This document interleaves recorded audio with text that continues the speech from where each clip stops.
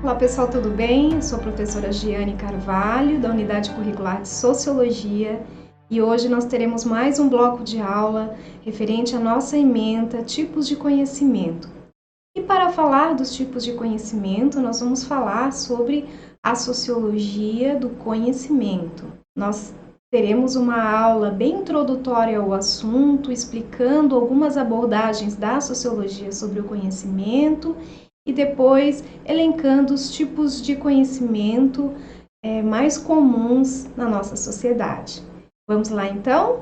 Então, inicialmente, eu vou trazer um contexto histórico, onde se indica que desde a emergência da ciência moderna do século XX, no campo da sociologia, fundou-se uma área denominada Sociologia do Conhecimento. Então, a gente tem essa herança que nos forneceram subsídios para entender questões relacionadas ao conhecimento e à sociedade. E aqui eu apresento que a sociologia do conhecimento refere-se ao conhecimento do conhecimento, e que se firma como um campo da sociologia da ciência. Em outras palavras, se trata do conhecimento que nós temos com base nas reflexões sobre o próprio conhecimento. Por isso que a gente chama o conhecimento do conhecimento.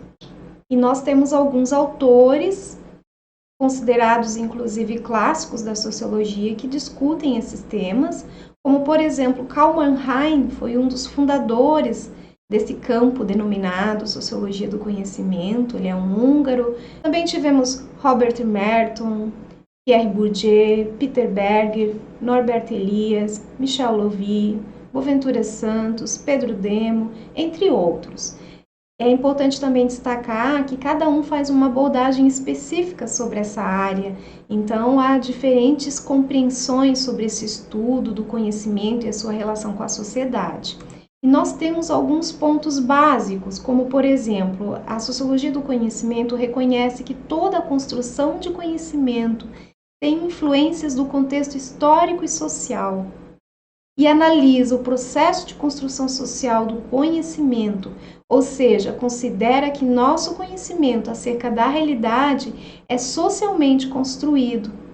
Isso quer dizer que, dependendo do meio onde o pesquisador se insere ou a instituição que fomenta a ciência, pode haver diferentes formas de conduzir os saberes, pode haver diferentes abordagens com influências externas.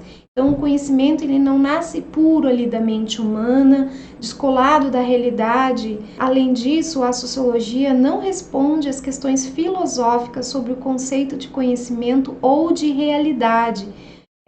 E também a chamada epistemologia. Então, pessoal, tem vários campos, tem o da sociologia da ciência, tem o da filosofia da ciência, e pode ter outros, como história da ciência. Cada um traz a sua perspectiva. E aqui, o estudo é como algo é socialmente reconhecido como um conhecimento válido. Então, a sociologia do conhecimento, ela busca indicar as dinâmicas do conhecimento na sociedade moderna, as suas variações, disputas de poder, interesses, construções do conhecimento sobre o senso comum, as questões de dialética do conhecimento. E aqui a dialética, pessoal, tem várias questões que envolvem aí o campo das ideias, das contradições. Por exemplo, um movimento dialético que a gente percebe nessa área é a questão da subjetividade e da objetividade do conhecimento. O que a gente quer dizer com isso? Quando eu falo um conhecimento que tem aspectos subjetivos, eu estou trazendo a questão pessoal das pessoas, da ação do sujeito. Quando eu falo da objetividade do conhecimento, eu estou dentro do campo da razão, da racionalidade. E a sociologia do conhecimento, conforme eu apresentei, tem algumas visões de alguns sociólogos. Um que dialoga muito bem com essa temática, que eu compartilho com as ideias dele em relação a esse campo, é o Bourdieu, porque ele propõe a sociologia da ciência, com propósitos de articular questões subjetivas e objetivas do conhecimento ao reconhecer as influências do contexto social na produção dos saberes, bem como a importância de manter a objetividade e o rigor científico. Então, ele busca essa articulação que muitos chamam de física social com fenomenologia social. que isso quer dizer? Ele não menospreza as influências de cunho pessoal, vamos falar nessas palavras, ele não menospreza essa parte cultural no campo da ciência. Ao mesmo tempo, ele valoriza o rigor científico com questões de metodologia, com sistematização do conhecimento, pautadas no campo da racionalidade. Então, o Bourdieu ele procura fazer esse diálogo. Hoje a gente às vezes vê muita banalização da ciência, muitos negativismos, tem exemplos aí atuais sobre a questão da Terra plana, sobre a negação da eficácia das vacinas, tudo num contraponto com a ciência. Isso é um outro ponto em relação à credibilidade da ciência, e que muitas vezes tem apenas impressões subjetivas, não faz o diálogo campo da razão. O Bourdieu não propõe ficar nesse extremo, ele propõe uma interação entre aspectos da razão e da ação do sujeito, então não iria caber esse comparativo extremo na perspectiva de Bourdieu. E como nós estamos falando da importância desse rigor científico, a gente também fala da perspectiva da valorização do conhecimento científico. Como é importante estabelecer com firmeza a importância da ciência na sociedade para um bem comum. Então, o conhecimento ele precisa ter potencialidades para ser socializado. Precisa ser democrático e democratizante, pois todo saber deve elucidar a vida e não desprezá-la.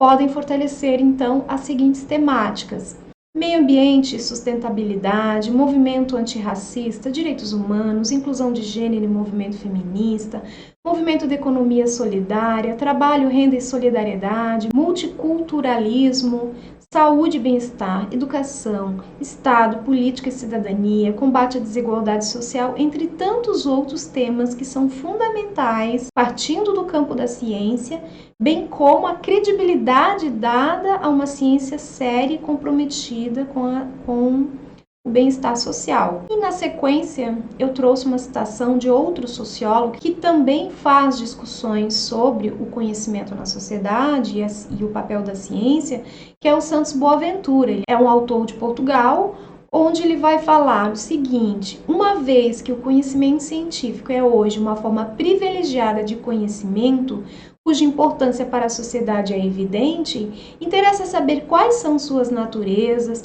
suas potencialidades, seus limites e suas contribuições para o bem-estar da sociedade, que foi o que nós acabamos de frisar. Ou seja, como é possível reconhecer o conhecimento científico fora desses lugares privilegiados de produção, no mundo social, político e cultural, e como conferir mais inteligibilidade ao seu presente, ao passado e dar sentido ao futuro. Então, ele mostra essa preocupação da trajetória também da ciência, dos reflexos no campo da sociedade, e é uma discussão que ele faz. Além disso, nessa perspectiva, ele está em acordo com as ideias do brasileiro Paulo Freire, que, embora não faça uma discussão sobre a sociologia do conhecimento ou da ciência, mas traz alguns exemplos que vão ao encontro dessa discussão, como, por exemplo, eles destacam a importância de considerar as diferentes formas de saberes, as criatividades, as vivências experienciadas no mundo para além da forma privilegiada e institucional da ciência. E o Boaventura problematiza a ideia de inferioridade em relação ao outro. Para ele, a descolonização da ciência assenta no reconhecimento de que não há justiça social global sem justiça cognitiva global. Então, é importante pensar na inclusão, por exemplo, étnica, trazer os negros e negras para as universidades, trazer as mulheres, comunidade LGBT, que as minorias também possam fazer ciência, socializar a ciência, se comprometer com a ciência, num contexto de sociedade em que haja inclusão. Então, esse primeiro bloco seria esses pontos a destacar. Na sequência, eu vou apresentar alguns tipos de conhecimento. Aqui eu trago algumas referências bibliográficas, na maioria sociólogos e alguns filósofos também, para complementar essa discussão. E eu espero vocês no próximo bloco. Até mais!